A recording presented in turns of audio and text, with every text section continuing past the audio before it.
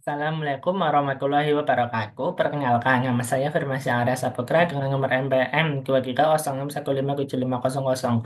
Di sini saya akan membahas tugas pendahuluan saya. Kebetulan juga saya mendapatkan nomor 9 untuk bagian mekalografi dan nomor 10 untuk HSK. Eh, Next, itu. Ini untuk bagian nomor 9 metalografinya. Pertama, pertama itu apa yang dimaksud dengan Oscambarium dan kuasa apa saja yang diperoleh. Serta jelaskan perbedaan karakteristik upper bayangic dengan lower bayangic. Untuk apa yang dimaksud dengan Oscambarium? Oscambarium adalah proses perlakuan panas sisa thermal untuk logam besi karbon sedang hingga tinggi, di mana material dipanaskan hingga dalam masa austenit, kemudian didinginkan cepat. Kurang ke suhu di atas titik markensi uh, Skar MS biasanya antara 250 hingga 550 derajat Celcius dan ditahan hingga terbentuk baiknya. Kemudian fase apa saja yang diperoleh pada baja itu menghasilkan baingik struktur mikro yang terdiri dari ferrit berbentuk jarum dan austenik kaya karbon. Struktur ini meningkatkan kekuatan dan ketangguhan, sering digunakan untuk komponen seperti gigi roda atau poros.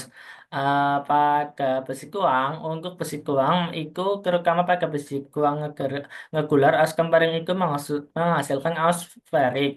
Kombinasi ferrik artikular dan austenik stabil yang kaya karbon. Ini memberikan sifat mekanik yang baik, seperti ketahanan aus, kekuatan tinggi. Itu dan sering digunakan dalam industri otomotif. Jelaskan perbedaan terkait dengan karakteristik upper body dengan lower body. Ini saya membaginya menjadi beberapa bagian. Yang pertama pada suhu aspek pembentukan. Pada upper body itu terbentuk pada suhu 400 hingga 550 derajat Celcius. Lower body itu 250 sampai 400 derajat Celcius lebih rendah. Nah, morfologinya itu dari upper band itu shift dari leg ferric paralel itu mengikuti orientasi terhadap askenit, melemah saat suhu turun. Kemudian pada lower band itu lebih menyerupai plat, bagas antar leg lebih sedikit orientasi bergeser dari bika 111 ke 110 saat suhu menurun. Kemudian konsentrasi karbonnya itu pada upper band itu karbon kurang dari 0,03% dalam ferrit yang kemudian itu menghasilkan arsenik kaya karbon di sekitar lag. Itu kemudian ada lower band itu semengit mengendap di angker muka ferric arsenik. Kemudian pembentukan semengit. Partikel kecil atau stringer tidak kontinu pada karbon baja rendah pada upper band. Kemudian tapi stringer kontinu sepanjang lat ada baja karbon tingginya. Kemudian lower bangkit itu semangkit menganggap langsung di akar muka ferrik austenit. Mikrostruktur itu campuran ferrik berbentuk pelagang semangkit dalam bentuk partikel diskret atau lapisan tipis di antaranya. Kemudian pada lower bangkit itu ferrik berbentuk jarum, semangkit tersebar halus dan merata, dan fraksi semangkit lebih tinggi. Sifat mekaniknya itu kekuatan dan kekerasan lebih rendah tapi ketangguhan cukup baik. Kemudian adalah organik itu kekuatan dan kekerasan lebih tinggi dengan ketangguhan yang lebih baik. Next itu untuk soal yang nomor 10 pada HST-nya itu jelaskan perbedaan utama proses PVD, Physical Vapor Deposition, dan CVD, Chemical Vapor Deposition, mekanisme proses, prinsip kerja, dan mengapa suhu proses menjadi faktor penting dalam pemilihan antara PVD dan CCG. Yang pertama itu pertama itu saya membaginya menjadi beberapa aspek pada mekanisme deposisi itu PVD itu me- merupakan material pada diuapkan atau dispeker menjadi uap lalu mengkondensasi pada substrat. Kemudian CVD prekursor gas volatil terurai dan bereaksi secara kimia di permukaan substrat.